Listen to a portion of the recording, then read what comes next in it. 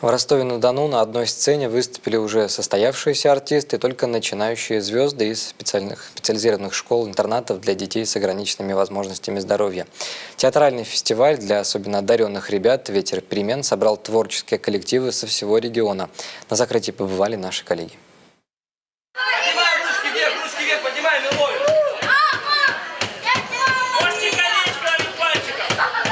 Представления начались еще до входа в зрительный зал. В конгресс-холле ДГТУ собрались участники из 30 театральных коллективов со всей Ростовской области. Для них мини-представления и мастер-классы.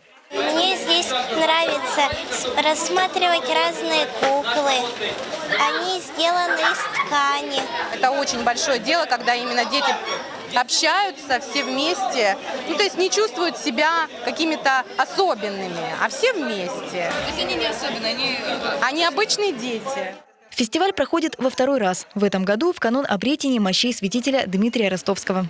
Именно святитель Дмитрий когда-то в России открыл первую школу для детей всех сословий в начале 18 века в городе Ростов-Великий.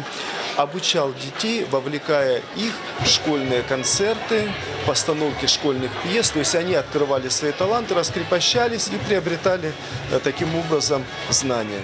Творческая работа с особенными детьми началась в храме святителя Дмитрия Ростовского несколько лет назад. Тогда о выходе на сцену начинающие звезды говорили с содроганием. Сейчас каждый хочет показать свои безграничные таланты.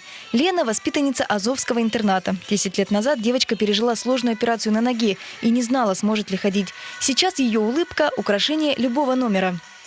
Я чувствую звездой и думаю, что как красиво выйти, выступить. У нас концертная деятельность ведется, большая работа в этом направлении по развитию двигательных навыков. И вот благодаря только этому Лена сейчас у нас замечательная артистка. Она очень много акробатические номера может показывать, танцы очень любит, футбол даже играет, да, Лена? На этой сцене нет разделения по состоянию здоровья. Каждый ребенок – звезда, независимо от опыта выступления. Самый именитый артист – участница шоу «Голос» Ярослава Дегтярева.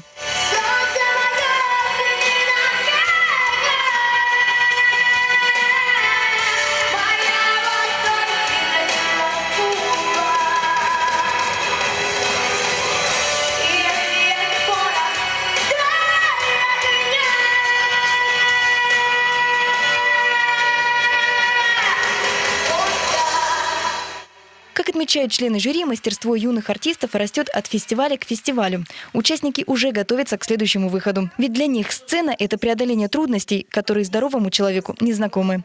Анна Глебова, Дмитрий Никулин, телестудия «Дон Православный».